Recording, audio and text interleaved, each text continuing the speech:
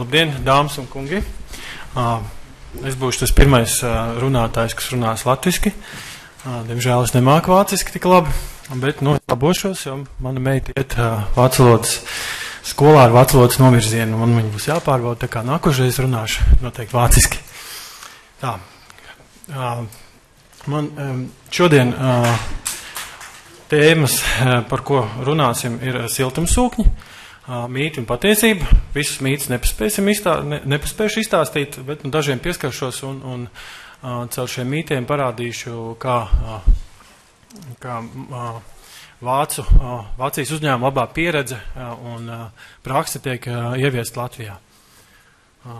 3 mītus izstāstīšu un vienu projektu piemēru, kurš arī redzams ir bukletos, kas ir tikai uz katra krēsla redzam, ja, nolikti bija un turšinīs bukletos šis projekts arī redzams ir. Tā kā, un beigās, ja būs laiks, paspējušu izskatīt vienu salīdzinājumu, kā siltumsūkņu apkura ir salīdzinām ar citiem apkuras veidiem, cik tas ir izdevīgi, vai tas ir izdevīgi, un kādi konkrēti aprēķini parāda šo, ir ietaupījums vai nav. Pārstāvu es uzņēmumu EVA sistēmas, mēs esam neliels uzņēmums, kurš darbojās jau 10 gadus apkuras un ventilācijas un gaisa dzesēšanas nozarē. Fokusējamies tieši uz tādiem inovatīviem, jauniem un enerģijas taupīgiem risinājumiem. Nesam varbūt mūsu risinājumi nebūs paši lētākie, bet mēs skatāmies, lai viņi radītu klientam noteiktu ietaupījumu vai būtu noteikti nākotnē ļoti izdevīgi. Un, protams, skatāmies uz klienta nevis vienkārši kā uz projektu, bet drīzāk iedziļinamies un gribam uzzināt, ko tad klients viņa vajadzības tiešās. Un tad skatīties no tā viedokļa radīt risinājumu. Esam sadarbojamies ar vairākiem pasaules vadošiem uzņēmumiem. Sane no Japānas, Stiebel Altro no Vācijas un arī viens no pēdējiem uzņēmumiem, kur mēs sadarbojamies, ir Cender uzņēmums, kas nodarbojās ar ventilāciju un starojošo paneļu apkuri. Šeit ir mūsu darbības virzieni, bet šodien galvenais virziens, protams, ir siltumsūkņi. Tad, vai jautājums zālē, vai jūs zinat, kā strādā siltumsūkņi? Varbūt var pacelt kāds roku, kurš zina. Ļoti labi. Protams, šodien es nestāstīšu, kā viņi strādā.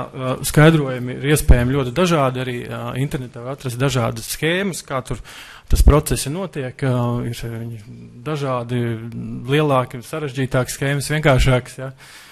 Bet šodien es par to nestāstīšu. Gribēju šodien vienkārši, lai jums atmiņā paliek siltumsūkņu princips. Un princips ir tāds, ka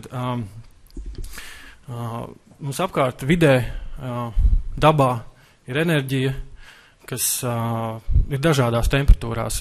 Viņas ir zemas, ir augstas, tad pa karstu, tad par zemu. Apkurei, tad, kad ir ziema, tad, kad ir ārā augsts, mums vajadzīga ir temperatūra, kas ir piemērota apkuras sistēmai, kas būtu dotajā brīdī mēs apkuras sistēmas lieto no 35 grādiem mazākais, varbūt vēl zemāks temperatūras ir arī vidēji līdz 75 grādiem. Bet ko tad dara siltumsūknis?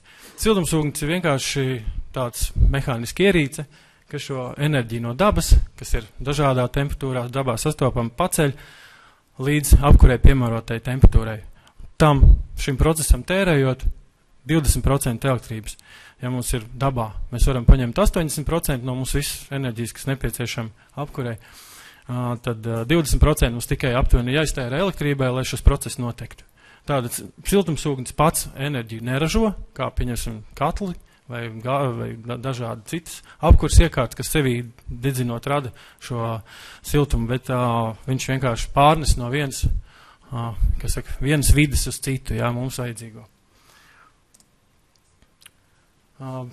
Runājot ar klientiem jau labu laiku, un arī vēl tagad joprojām var sastapt cilvēkus, kas saka, ka principā siltumsūkņi ir labi, jā, bet viņi nestrādā.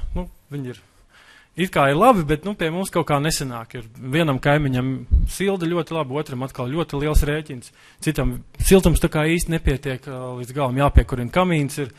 Vispār Latvijai viņi nav piemēroti, ja, jo Latvijai ir zemāks temperatūras nekā Vācijā vai, pieņemsim, vai citās valstīs. Ja. Un tad jautājums, vai tas ir tikai Latvijā, vai tas ir arī visur citur.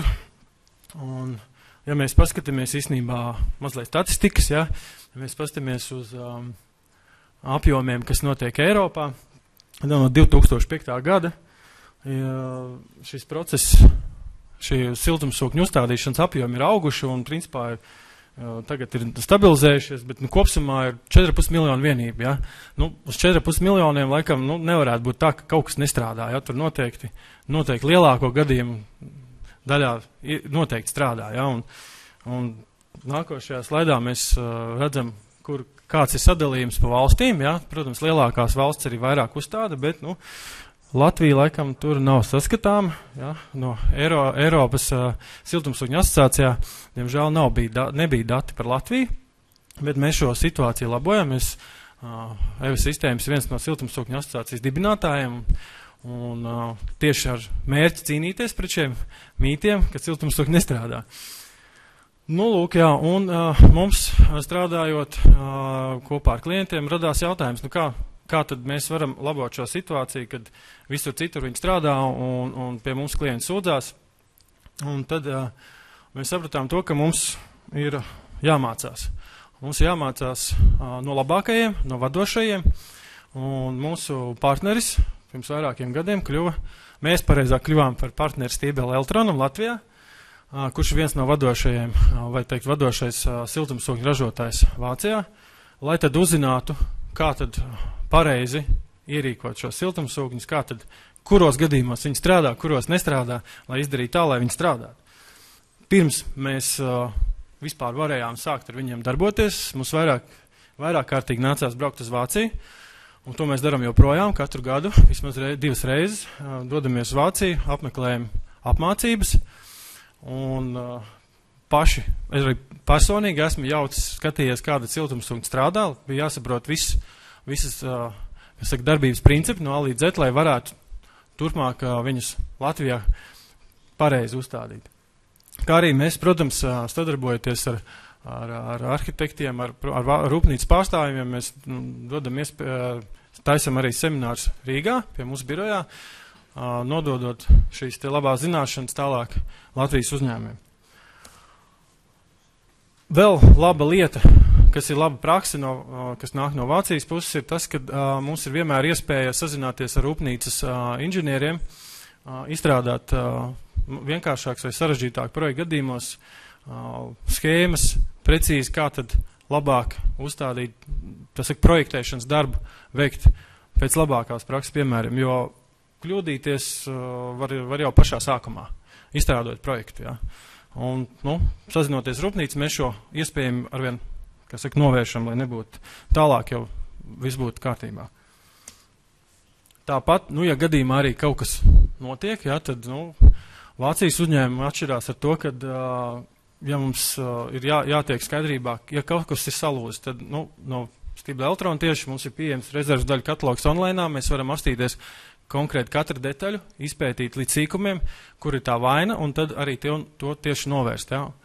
Un, ja gadījumā kas notiek, mums vienmēr pieejams ir saucamā hotline līnija, kurai mēs varam tieši no objekta vietas piezvanīt un noskaidrot, kur tad ir tā vaina.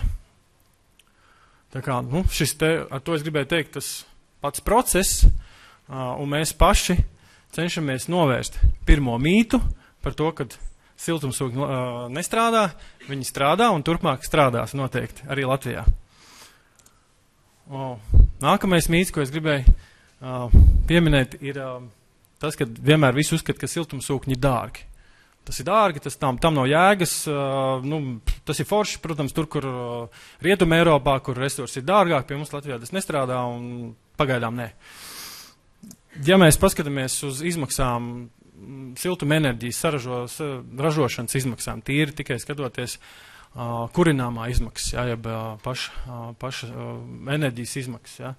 Tad, kā redzams, siltumsūknis nebūtu nav dārgākais veids, ja, es varētu teikt pat lētākais, ja, salīdinoši ar kaut to pašu granulām vai dabasgāzi vai centralizētiem tīkliem vai pašā sliktā gadījumā dīzeļdegviela, ja, kur vēl ir, protams, dažas vietas, kurā šo resursu vēl kurinās.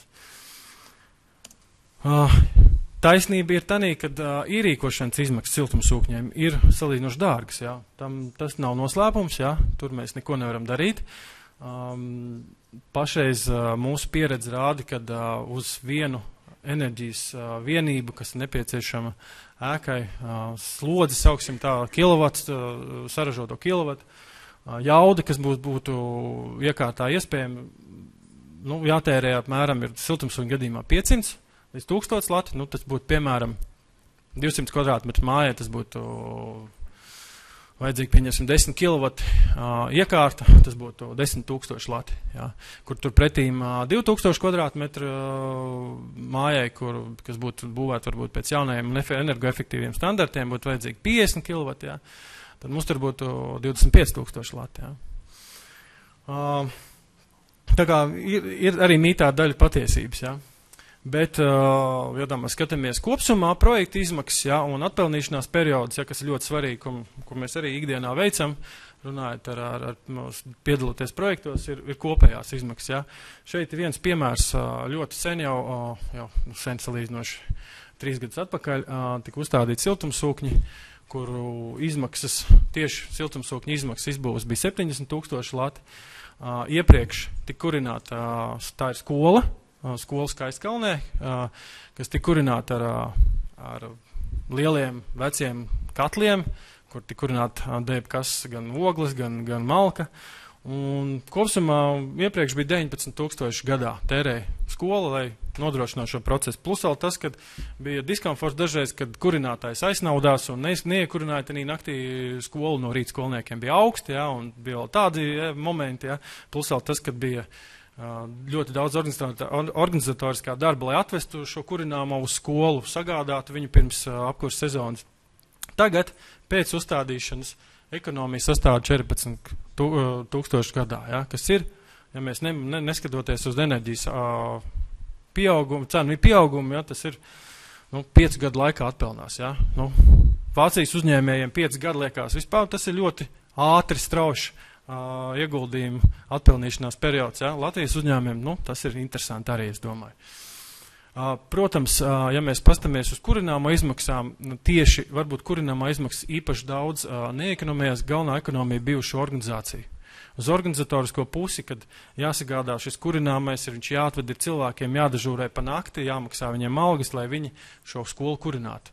Tagad to dara automātiska sistēma.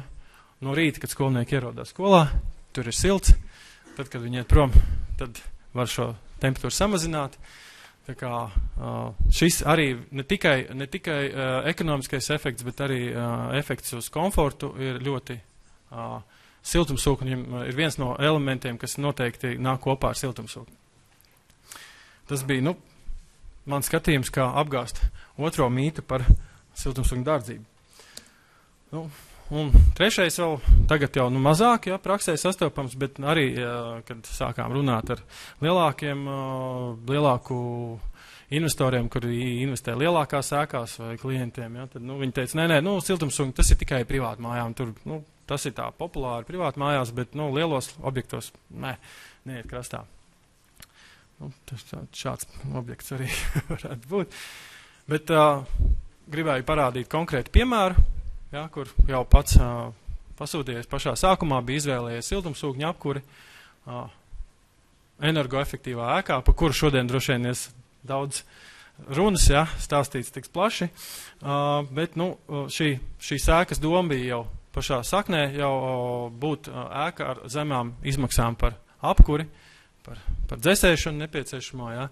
Un šī ir viena no pirmajām ēkām, jā, Latvijā, Rīgā, kur siltumsūkņi, tikai siltumsūkņi nodrošina siltumu ēkā. Pašā projekta laikā tika uzstādīti 2 siltumsūkņi, kas strādā kaskādē, kas īstenībā ir nostrādājuši kopsumā abi siltumsūkņi, viens 1500 stundu pa ziemu iepriekšējo, otrs 1000 stundu, viņi viens otru aizvieto, ja gadījumā notiek kāda kļūma, bet pašreiz nav bijis, un ir diezgan sekmīgi aizvadīta pirmā sezona, un kā es šodien runāju ar pasūtītāja grāmatvedi, kad ir apmēram vidēji mēnesī 22 centi par kvadrātmetru apkurs izmaksas.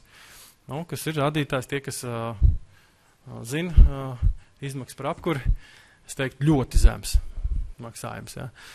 Turpat vēl siltumsūkņiem kopā tika uzstādīts akumulācijas tvertnes karstējiem ūdenim ar iespēju nākotnē, ja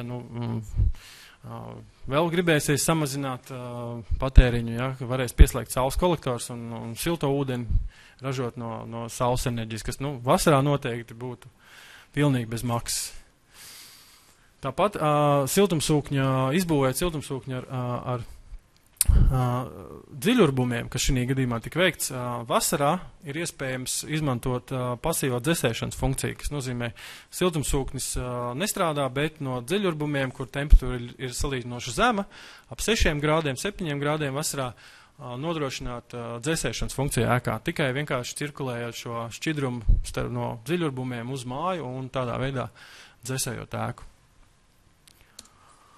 Te ir dažas bildes no projekta vietas. Ja. Interesants tas moments, kad pašam siltumsūkņiem ir atvēlēta maza telpa zem nobrauktuvas pagraba stāvā, kur ļoti zemi griesti, kas īstenībā parāda to, ka siltumsūkņus var ielikt dažādās vietās. Tas nav obligāti, viņam jābūt ļoti lielai katlu telpai, kā agrāk pierasts ir veciem katliem bija vajadzīga vesela zāle, var teikt, ja, kur bija jāglabā kurināmais, tad tagad to visu var paslēpt nelielā telpiņā, un kā redzam šeit, jā, tā viņš izstās vēl, protams, bukletos vēl papildus bildes. Jā, ar šo es tā īsumā gribēju pastāstīt, ja, kad šie mīti par siltumsūkņiem, ir daļai patiesība, bet pārsvarā gadījumi nav, kad Latvijā varbūt sākumā ir bijuši kļūdas siltumsūkņu uzstādīšanā. Mēs izmantojot Vācijas uzņēmumu pieredzi un praksi, to darām katru dienu, ja, šo praksi ieviešam. Un mums pat arī Vācijas uzņēmumi to prasa darīt, ja, jo savādāk mēs nevaram to darīt. Jā, siltumsūkņi ir varbūt dārgi, bet tas viņu atpelnīšanās ir iespējama un pat iespējama īsā periodā. Arī siltumsūkņi dara ne tikai privātu mājām, ja, dara arī skolām, dara arī birojākām, dara arī viesnīcām. Un es ceru, ka varbūt sadarbojoties ar iepriekšējo projektu vadību, mēs arī varbūt uzstādīsim kādu siltumsūkņu, kas tika renovēti, par ko stāstīja iepriekšējais runātājs. Jo arī šī prakse parādās ir interesanta un uzņēmums ir iesaistījies šādos projektos, kur daudzdzīvokļu namu renovējot daudzdzīvokļu namu, ir interesanti uzstādīt arī siltumsūkni, lai vēl ietaupītu no apkurs izmaksām. Neskatoties to, kad viņām ir pieejams pilsētas siltums. Tālāk es gribēju parādīt nelielu piemēru, kādus aprēķinus mēs varam veikt vai veicam, un piemēru pēc salīdzinājuma parādīt, kādi varbūt apkurs veidu savstarpējā mazliet tehniskāku dati. Te piemēram pēc ir, es tētu uzlikšu viņu, lai viņu redzētu visā.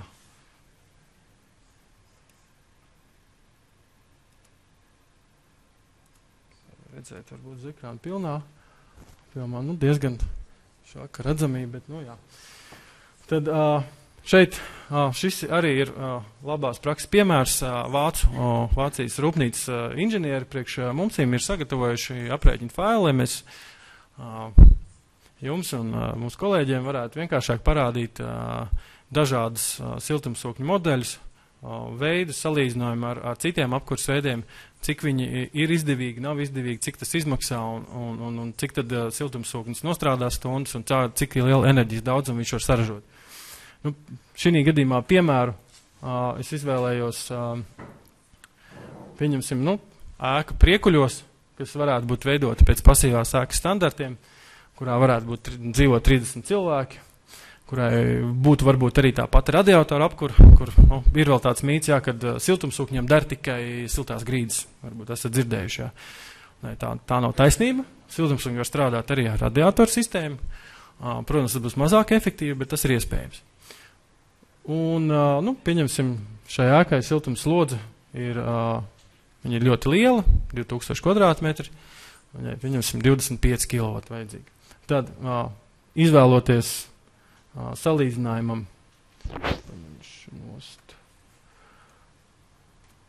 es esmu ievadījis jau iepriekš sistēmā, kad pieņemsim šai ēkai iespējams būtu pievilkt arī pilsētas siltumu, kas varbūt ir nelielā attālumā, varbūt lielākā vai mazākā, bet, ir pieejams.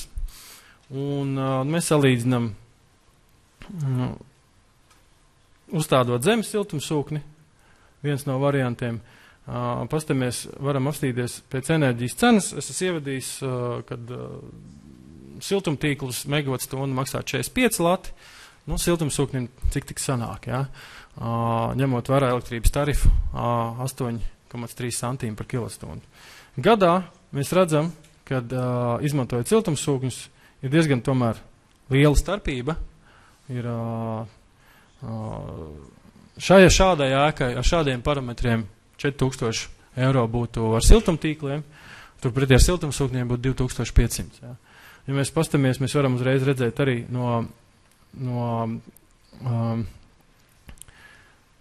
vidējo liederības koeficientu pa gadu, kur, protams, siltumtīkliem viņš nemainās, bet pieņemsim arī CO2 emisiju, kas varbūt ir svarīgi, ja, kas ar iepriekš Latvijā mēs esam ļoti zaļa valsts, bet, ar laiku arī būs svarīgāk, ja, tad CO2 emisija siltumsūkņu gadījumā ir uz pusi mazāk. Ja, ja mēs pastamies uz, ja mēs izvēlamies varbūt citu apkurs veidu, ko mēs uzreiz varam izvērties, ne tikai zemes siltumsūkņi ir iespējami Latvijā, arī gaisa siltumsūkņi, kur, daudz saka, gaisa siltumsūkņi. Tas tiešām ir Itālijai, Francijai. Nē, to es gribētu parādīt, kad, ja mēs izvēlamies, pieņemsim gaisa siltumsūkni, varbūt pat īpaši maziņu, nelielu, mazāku modeli, tad ko mēs redzam pēc enerģijas cenas, joprojām, pat nerokot zemē, neveidojot dārgo investīciju, kur šim konkrēti šis projekts varētu izmaksāt apmēram 15-16 tūkstoši lati, jā, uz konkrēti šādu ēku, 2000 kvadrātmetri, jā. Tad mēs ar šādu siltumsūkņu modeli varētu sasniegt 3000 eiro gadā par apkuri, kur tur pretīm siltumtīkli būtu par 1000 dārgāki. Jā, mēs redzam, kad kaut kādā brīdī, kad būtu zemākas temperatūras gaisa siltumsūkņiem, jums varbūt dzirdējuši, zūd iespējamā jauda un liederības koeficients krītās, bet šajā daļā, kur ir šī tumšākā daļa, pieslēgtos uz īsu brīdi elektrības papildus sildītājs, ja, kas ir iebūvēts katrā siltumsūknī. Jā, ir tas mīts par to, ka siltumsūkņi obligāti zemās temperatūrās pieslēdzās elektrība, tad, jā, viņa pieslēdzās, var pieslēgties, ja mēs to apzināmies, zinām iepriekš un kontrolējam. Un no izmaksu ziņā, tad elektriskais šī papildus piesildīšana no elektrības būtu tikai 200 eiro gadā. Tas īsumā viss. Gribēju parādīt ar šo, kad mīti ir un droši vien arī būs, bet mēs viņus apgāžam un kopā ar Vācijas uzņēmumiem mēs ieviešam labu praksi un es domāju, siltumsūkņi nākotnē Latvijā parādīsies arī vairāk. Paldies! Ja jums varbūt ir kādi jautājumi?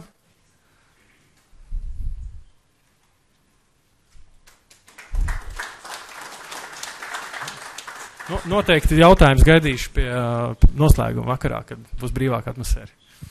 Paldies! Paldies, vielen Dank, Herr Lukins. Und wir haben vielleicht bemerkt, bei dem Mythos Nummer 3 wurde ein Objekt gezeigt, was wir auch heute ausgezeichnet haben, die Wärmepumpen im Riga Industrial Park, also das Netz der energieeinsparenden Objekte hier ist eng gespannt.